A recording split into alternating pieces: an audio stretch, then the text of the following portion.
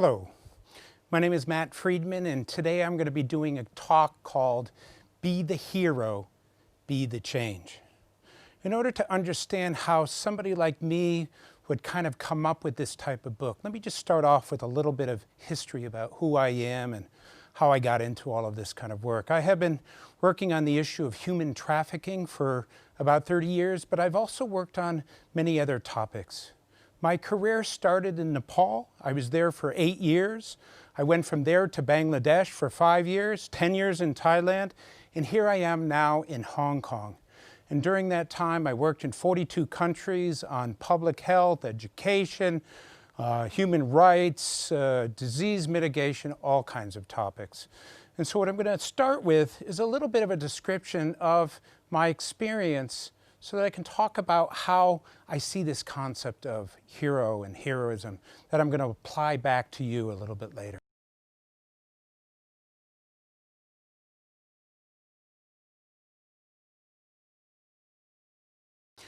To begin with, when it comes to my human trafficking journey, when most people think about human trafficking, this is what they think about: forced prostitution, for good reason. There are 4.5 million women and girls in forced prostitution around the world. Now, my first exposure to this was about 30 years ago in Nepal. I was a public health officer, and my job was basically to translate resources into healthier people. At that time, we were finding girls 12, 13 years old who are HIV positive. If you know anything about Nepal, it's a very conservative culture. We should not have found that disease among that age group. So we went to go and talk to them. And we heard pretty much the same story over and over again. And it went something like this. Human trafficker, guy around 20, 25 years old, would go into a village, flash a bunch of money around. He wanted everyone to think he was rich. He'd then go around saying, "I'm looking for a wife. Don't want an urban wife, I want a rural village wife." He'd find a girl, 12, 13 years old. He'd befriend her and then go to the family and say, "I'd like to marry your daughter." They're thinking, wow, he's rich, he's handsome, he's going to take care of our daughter. 2 days later, they actually have a wedding ceremony. The entire community is there. After that, he goes to the family and says, "I'm going to take your daughter to the capital, Kathmandu, but don't worry, I'll be back in 3 months." But that isn't what's going to happen. Instead of taking her to Kathmandu, he takes her to Mumbai, India, to the red light district where prostitution is. He puts her in a room and he says, "Honey, stay here, I'll be back in a few minutes." As she was coming in, she saw all these people dressed funny, all these men milling around. She says, No, don't leave me here." He says, "It's fine, you just stay here." He then goes to the madam to get the $500 for having sold her to the brothel. He has the gold from the wedding, and he hands the wedding photos over to her. He then leaves to go back to Nepal to do this again and again, maybe 40, 50 times in a year. The madam then goes into the room where the girl is and says, "Guess what? Your husband sold you to me, and you're going to be with between 10 and 15 guys a day, every day." You can imagine her shock. No, my husband loves me. No, that's what happened. When she comes to internalize this, many of the girls say, "I will kill myself before I do those shameful things." The madam then takes out the photos of the wedding and says, "Is this your mother, your father, your sister? If you hurt yourself, we will hurt them." So she's trapped in this situation. To make her into a prostitute, it's quite simple. You bring in a couple of professional rapists, and over a 2-day period of time, they rape this girl 20, 30, 40 times, until eventually she just lays back and accepts whatever happens to her. After that, she's put on the line, which means that she will be with between 10 and 15 guys a day, every day, for about 2 years. Till she gets what's called black eye, where she's so depleted physically and emotionally and spiritually that nobody wants her, and they throw her out on the street. If she's lucky, she gets back to Nepal. Many of them languish in India, die there. Now, I was hearing this story over and over again, but I didn't understand the evil of it until I actually went to those brothels. I was invited by the Indian government to do public health checks. I was going from brothel to brothel, had a police officer with me, went into one of these places, and there was an 11-year-old trafficking victim. This girl saw this Caucasian guy, saw an opportunity, literally ran up and wrapped herself around me and said, "Save me, save me. They're doing terrible things to me." I looked down at this child who was hysterically crying, wearing a dress 10 sizes too big, turned to the police officer and said, "We need to get her out of here." He said, "You can't do that." "So what are you talking about? You're a police officer." He says, "If we try to do that, we'll both be killed." To make a long story short, we left. We came back with a lot more police, but of course the girl was gone. Now I tell that story because I wasn't one of those 15-year-olds that said, when I grow up, I want to be an activist. In fact, I did everything I could not to be one. But as these situations kept building up, something changed, especially when you have a failure like this, where I couldn't sleep, I couldn't eat. After that, I started to spend more time at the shelters where the girls are to better understand their condition. And there was a particular shelter that I would go to, and there was a particular girl, Gina, who, for a variety of reasons, I just had a special friendship with. And the last time I saw her, after the day I had seen her the day before, she sent me a letter in Nepalese. And this is what it said. "I look back on the day when I left my home. I was only 12. I was so happy, so full of life. I had such dreams. Now look at me. I will never marry. I will never have children. I will not see my next birthday. I need you to promise me something. I need you to do what you can to prevent any other girls from falling into this hole. Promise me you will end this evil. Promise me you will never stop trying. I don't care about myself. I'm done. Don't let any more of our sisters go through what I went through." You can probably imagine how I felt after this. And this for me was the point that brought me from being a regular person to an activist. I crossed over a line on that day because I did what a lot of people who get into activism do, is I just surrendered to the fact that now that I know about this, I can't turn my back on it. This is what I'm going to do with my life. And 30 years later, here I am talking to you. So what are we up against? What is the issue that we're dealing with here? And it really comes down to a global problem as big as the pandemic that we're facing now. There are over 40 million people in modern slavery around the world. There are more slaves today than any other time in history. There are more slaves than there are Canadians. 9.2 million people enter per year, 25,200 per day, or a new slave every 4 seconds. 1, 2, 3, 4. Somewhere in the world, somebody's entering into modern slavery. When it comes to the different forms of slavery, it's not just women and girls, it's men and boys. This is a fishing trawler. The story behind this, a boy from Cambodia is told that he can go on this boat. He's told it's going to go out for about 3 months. He'll catch some fish. He'll make some money. He'll come back. He'll be a hero to his family. He gets on the boat. He doesn't realize he's been sold onto the boat. The boat goes out, but it doesn't come back after 3 months. It stays out for 4 years. He will work 17, 18, 19 hours a day, every day. If he doesn't, he gets beaten and tortured. The only food he'll have the entire time he's there is rice and fish, nothing nutritious. In order to get him to work, they give him strong stimulants, so he's constantly on these drugs. If he gets injured, if he gets sick, they throw him off the side of the boat. At the end of the 4 years, the boat comes in, he goes to the captain and says, "Give me something." Captain says, "Go away. You're illegally in our country." Guy says, "I'll tell the police what you did." Guy says, "Go ahead. We own the police." This is another form of human trafficking. I worked in Bangladesh for 5 years, and during the time that I was there, a lot of trafficking happened around 2-year-old boys being trafficked from Bangladesh to the Middle East.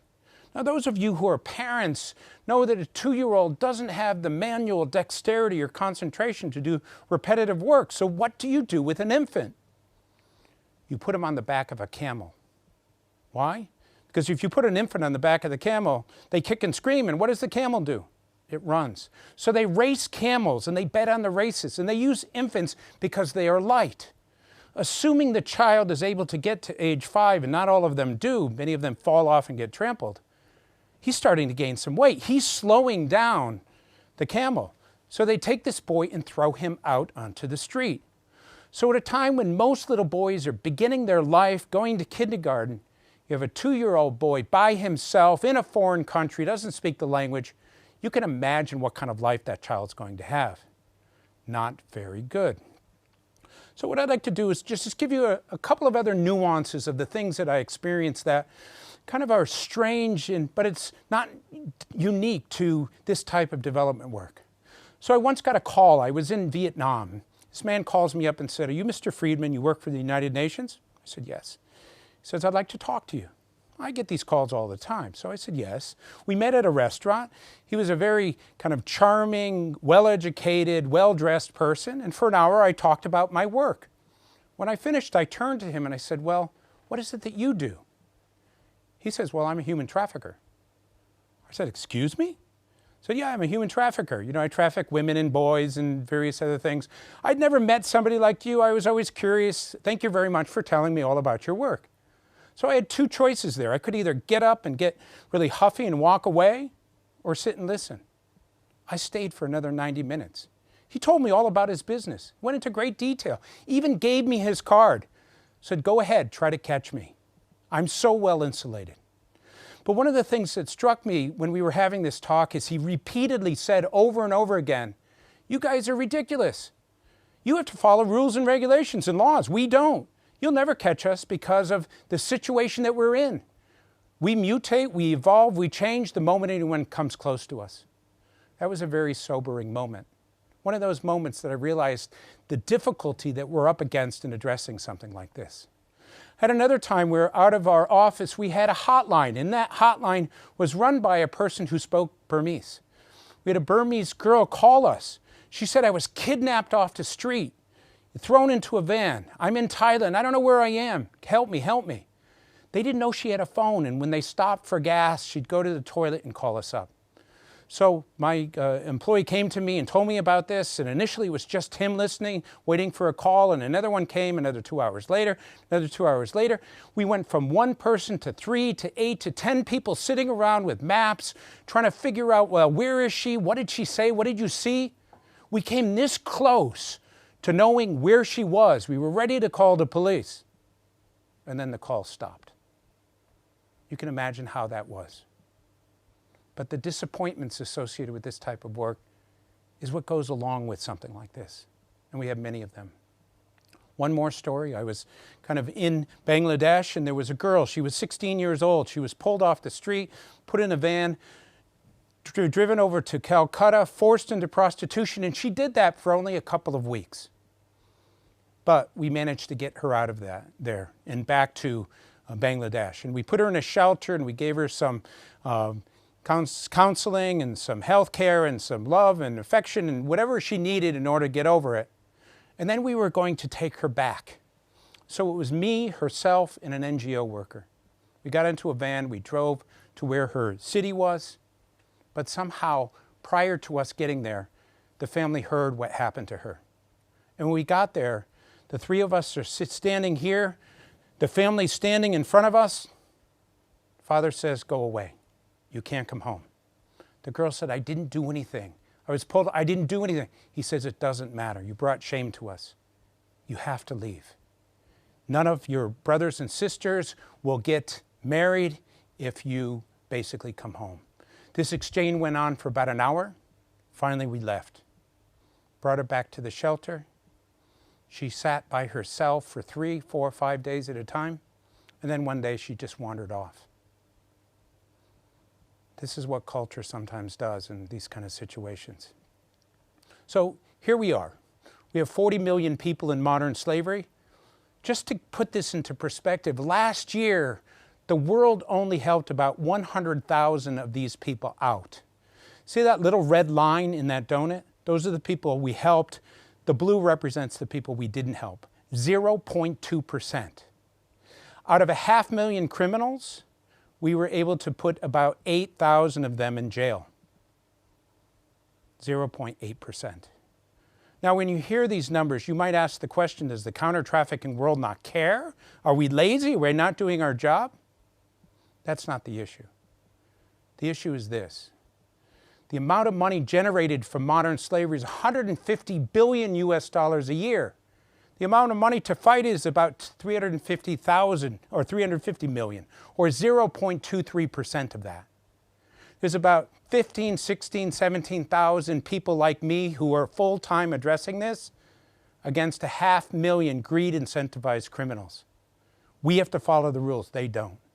And the last thing is, awareness associated with this is very low everywhere.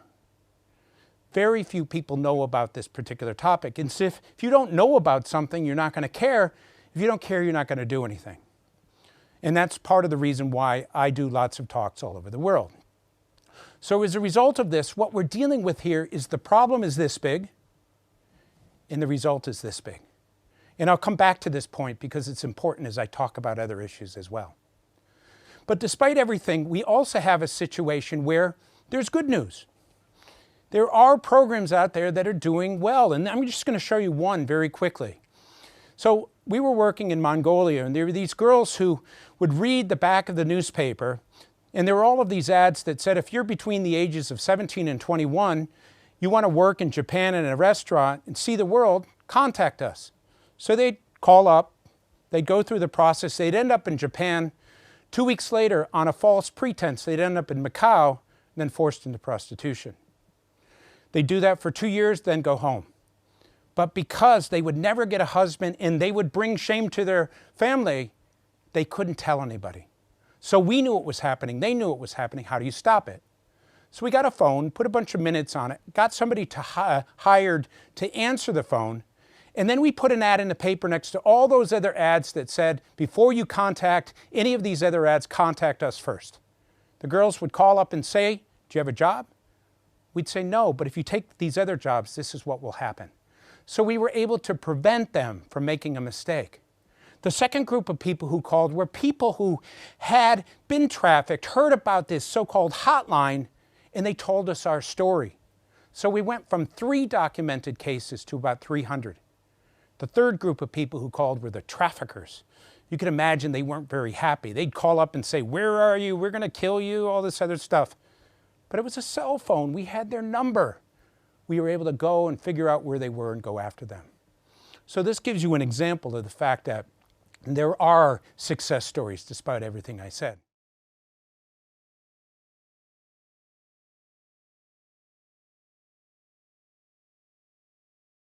So based on all of that experience that I had over the last 30 years, I'd like to talk a little bit now about some of the things that I learned about kind of how to address the issues of the world and what do we need.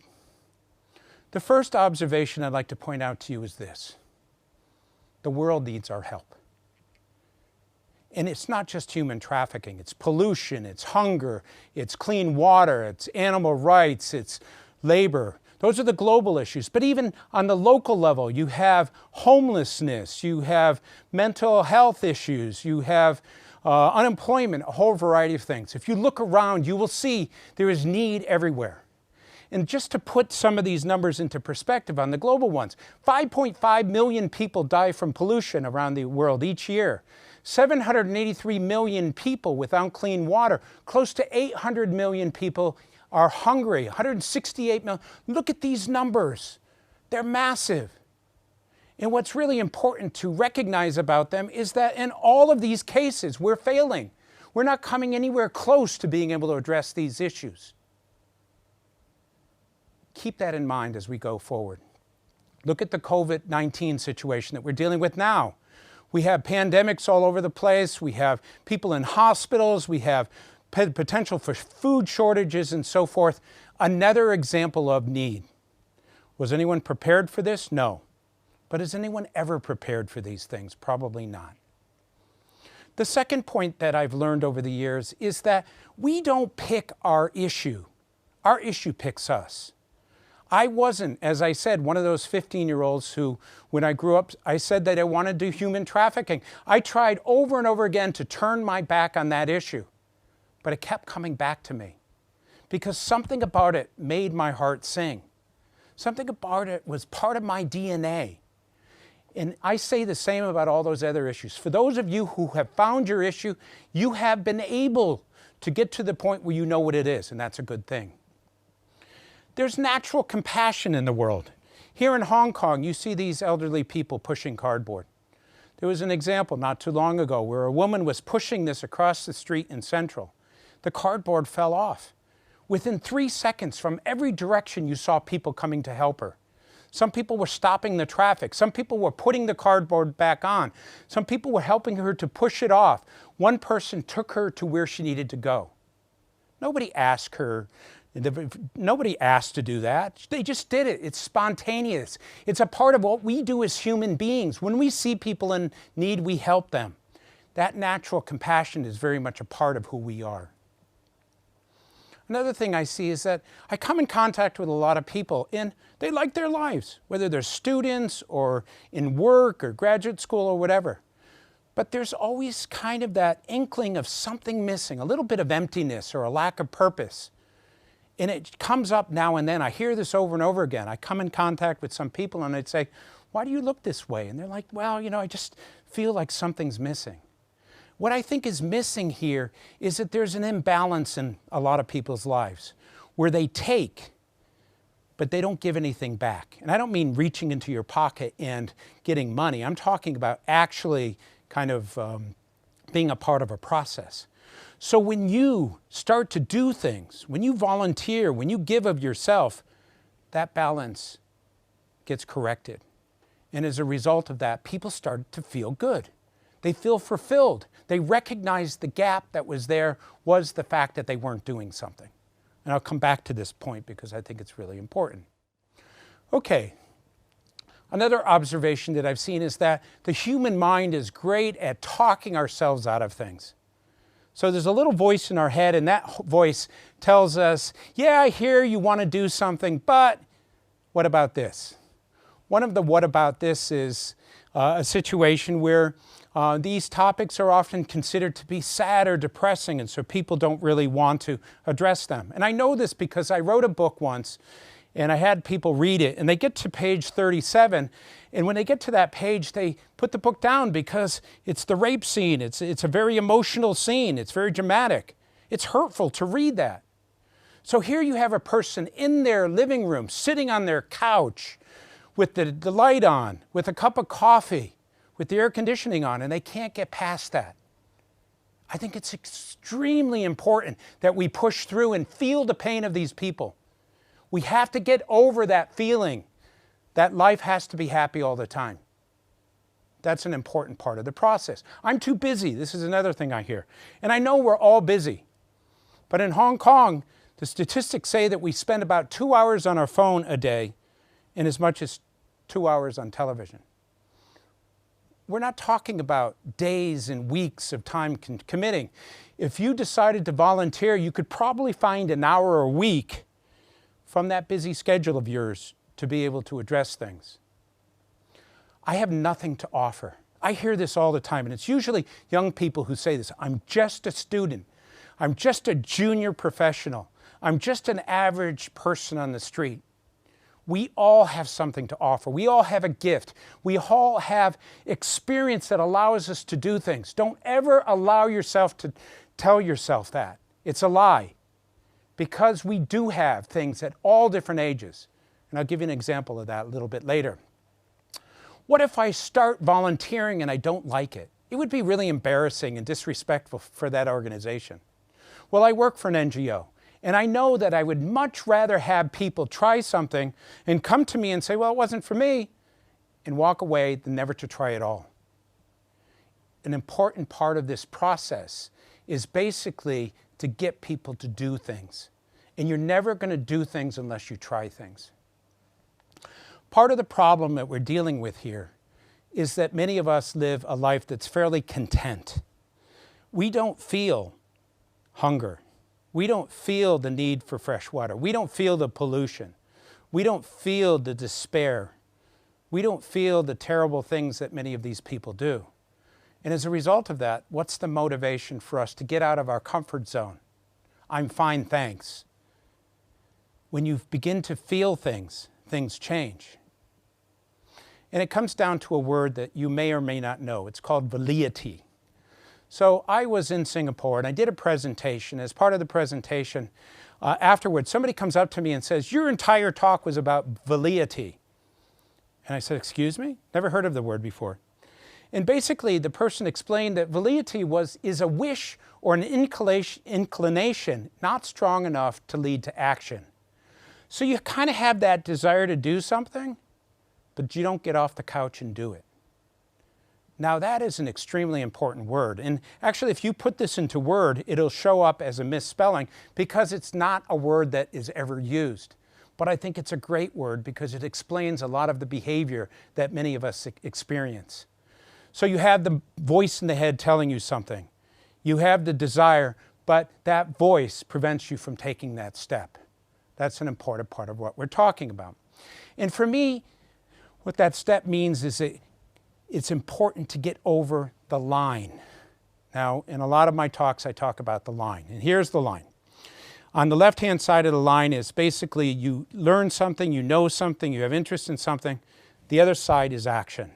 So let's say you didn't know about something, then you came to learn about it, then you came to care about it, and you wanted to do something.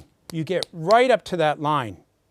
But one of the hardest things for all of us is getting over that line, taking that first step, taking that brave step, getting out of our comfort zone, experiencing change, all of those things. Super important, super relevant, very much a part of what we need to do in order to get beyond our velleity.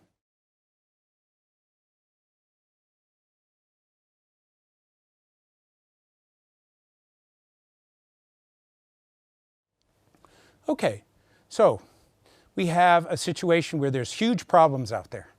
Problems both on the community level, you have problems on the global level. We have reasons why we haven't really done things. How do we go from that to the next step of actually getting involved in doing things? How can I help? That's a fundamental question. By being a hero. Now, heroism and the concept of heroism is very confusing to people. I often get in front of an audience of 100 people and say, how many of you in this room are heroes? I'll get one wise-ass person in the back raising their hand just to be funny. Everybody else keeps their hand down because they don't self-identify. They think heroism is basically jumping in front of a bus or going into a burning building. That's not what heroism is for me, and let me define it. When a person does a selfless act with no anticipation of getting anything in return, a kindness, a kind gesture, that's heroic. That's heroism. So if a person is walking in front of you and falls and you help them up, you've done a heroic act. If you call somebody up who's having a bad day, you've done a heroic act. What we're talking about here are gestures to help other people or the world. And so when I define it that way and then go back to the audience and say, how many of you are heroes? You can't help but put your hand up because all of us do heroic things. All of us do charitable things. All of us are helping. And why it's important to use the word hero next to it is we don't give ourselves credit for it. We don't give other people credit. We need to encourage people through positive reinforcement by using words like heroism and being a hero to encourage more and more of that activity to take place.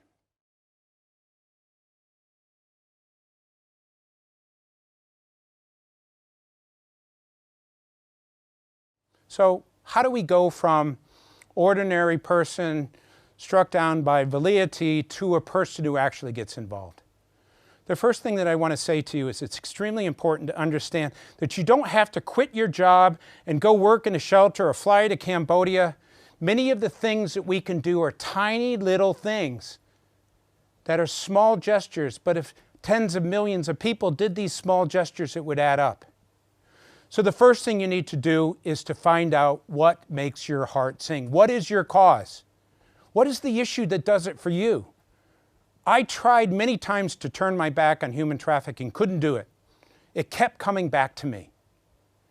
You know what your cause is when you look at something and see it and feel it and want to keep going back to it. Maybe it's animals.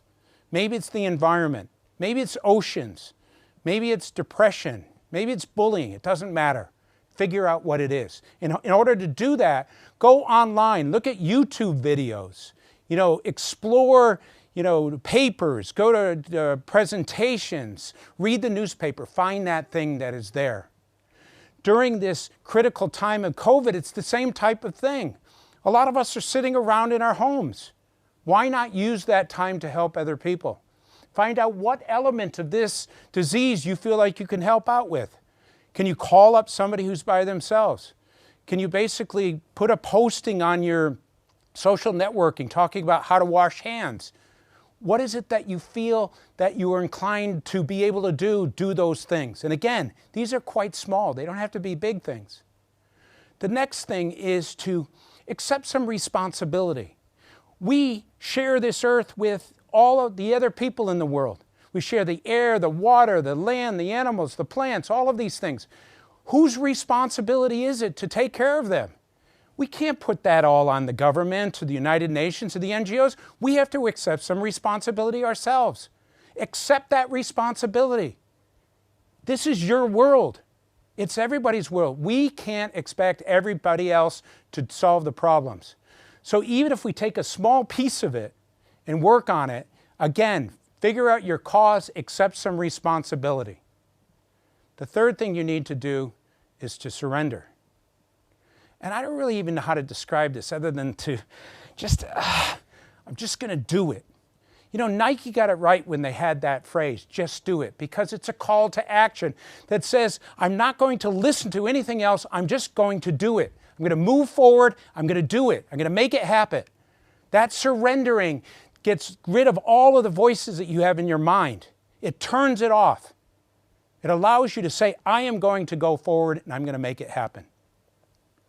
And then you do something. Anything.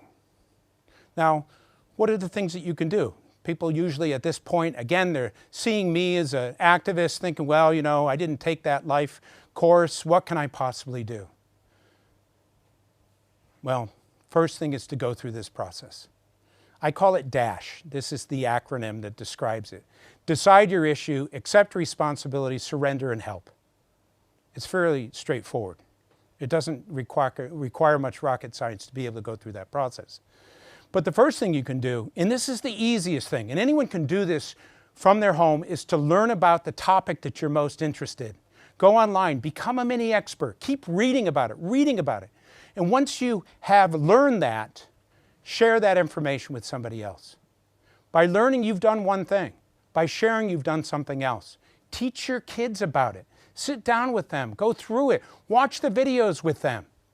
These types of things can be done anywhere.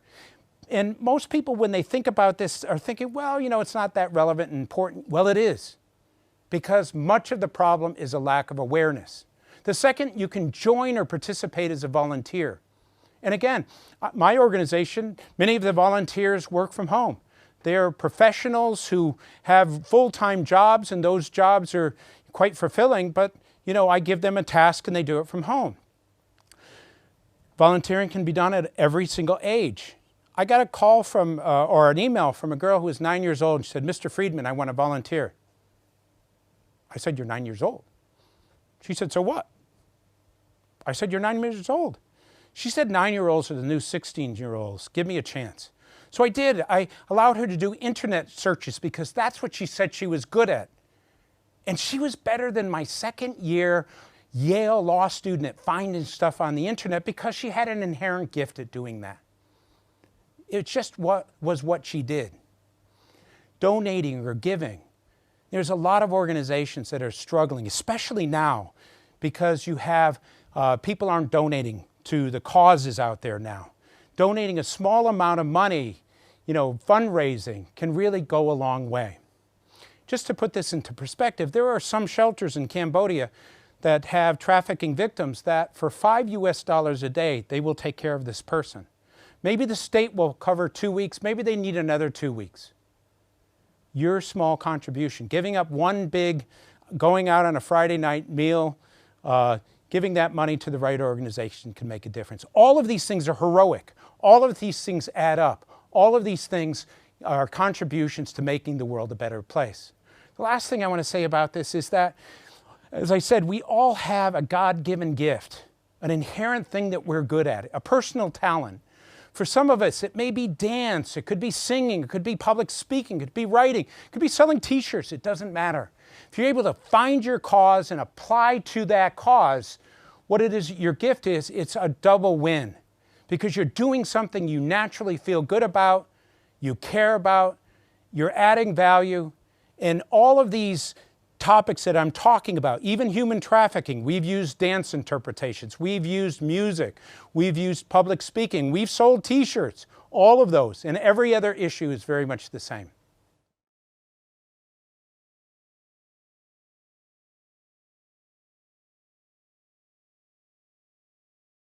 I'm going to just tell a couple of more stories and then I'll end. Many, many years ago when I was still in Nepal, I desperately wanted to do something to address the issue of modern slavery. So I decided I was going to write a book. As part of this book process, I went from shelter to shelter to interview the women and the girls. I went to one shelter and there was a girl named Gita, and every time I approached her, she said, no, no, no, I don't want to talk to you. But she sat and listened to all of the other interviews. When I finished there and I was leaving, all of a sudden Gita comes running up and says, I've changed my mind, you can have my story. I was thrilled. Gita sat on one side of the table, the rest of us sat on the other side of the table, and over a 3-hour period, she told the worst story I had ever heard of rape and torture and betrayal and murder and betrayal, everything you could possibly imagine. I honestly didn't know what to say to this girl. Finally, I turned to her. I said, wow, Gita, you must be so angry at the traffickers for the horrific things they did to you. She paused and paused. Then she said, no, I'm angry at you and you and you. She pointed at us. She said, where were you? Said that every single day she woke up praying for somebody to come and help. Nobody came. Said she went to school till she was 12. She knew that everything around her was illegal and happening right in the open. She said she wasn't angry at the traffickers. She said they're just bad people being bad people.